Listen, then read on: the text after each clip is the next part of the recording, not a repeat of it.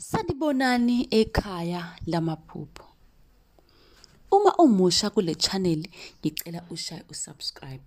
Namhlanje ngizokhuluma ngokuphupha ngezithelo abanye ke bathi amafruits ngesilungu. Ngaphambi kokuba ngiqhubeke ngicela ube nesiqiniseko sokuthi ushayile usubscribe. Wacela phela nabaseduze kwakho ukuthi nabo beshaye usubscribe ukuze bezokwazi kabanzi ngamaphupho. Uma le video ibukela ku TikTok bengicela usifollowe bese uyangi-inboxa ucela inamba ka WhatsApp la ozosibuza khona njalo amaphupho oba nawo. Amaphupho ngezithelo. Ingabe ke asho ukuthini amaphupho ngezithelo? Kahle kahle lokhu kuzohlanganisa ama-aphula, amabhilikosi, obhanana, amagrebhisi, amaworintshi, amapentshisi, amaphayinapu, amaplamu, amakwipili, amastrobheli namakhabe.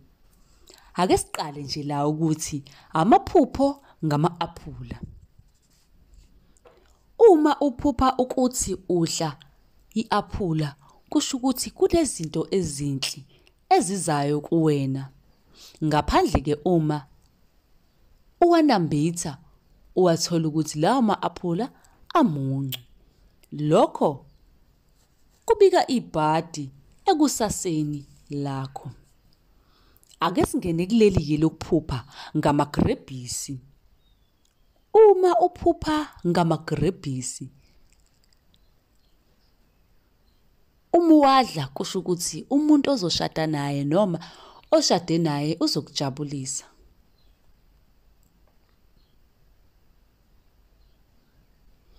Amaphupho ngamaplamu. Uma uphupha uthi udla amaplamu incazelo iya ngokuthi anoshukela noma amuncu yini. Amaplamu anoshukela asho ukuthi uzoba nenhlahla kodwa ke amaplamu amuncu asho ukuthi ke kukhona umuntu ozolwa naye. Amaphupho ngamastrobheli. Uma uphupha ukuthi udla amastrobheli kusho ukuthi uzophumelela emsebenzini nasebudlelwaneni bakho nabanye abantu. Amaphupho ngamaworintshi. Uma uphupha ukuthi udla amaworintshi uzobhekana nokulahlekelwa maduzane emsebenzini noma ebudlelwaneni bakho noma ke ezimalini zakho. Amaphupho ngebhilikosi. Uma uphupha ukuthi udla ibhilikosi kusho ukuthi ke uzothola imali ube nenhlanhla. Amaphupho ngekhabe. Uma uphupha udla ikhabe kusho ukuthi noma ikuphi ke ukugula okuphethe kuzoba ngcono. Amaphupho ngamapentshisi. Uma uphupha ukuthi udla amapentshisi kusho ukuthi ke uzoba nenjabulo empilweni yakho. Amaphupho ngobhanana. Uma uphupha ukuthi udla ubhanana kusho ukuthi uzoba nenjabulo ekusaseni lakho. Amaphupho ngokwipili. Uma uphupha ukuthi udla ukwipili kusho ibhadi obunalo luzoshintsha kube yinhlanhla maduzane. Amaphupho ngolamula. Uma uphupha ukuthi udla ulamula kuwuphawu lokujabula uma ushadile kodwa yinhlanhla. Kuphinde kube yinhlanhla.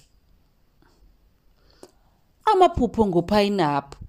Uma uphupha ukuthi udla uphayinapu kusho ukuthi uzoba isimenywa esibalekile emcimbini. Uma uphupha izithelo ezibolile. Leli phupho yiphupho elingelihle neze libika ukuba neshwa. Lokungabatholi abantwana noma ukuphupha kwesisu. Kukhona osuke kungahambi kahle ngenzalo yakho noma isibeletho sakho uma ungumuntu wesifazane. Bengicela ke mlaleli ukuthi ke moyibuka ku YouTube shaya subscribe, mebuka ku TikTok sifollowe phela Ukuze ungaphuthelwa noma ngabe liphi iphupho ofisa ukulazi sowachaza lapha ku-TikTok. Sijwayele nokuba live, siwachaze live amaphupho. Nisale kahle.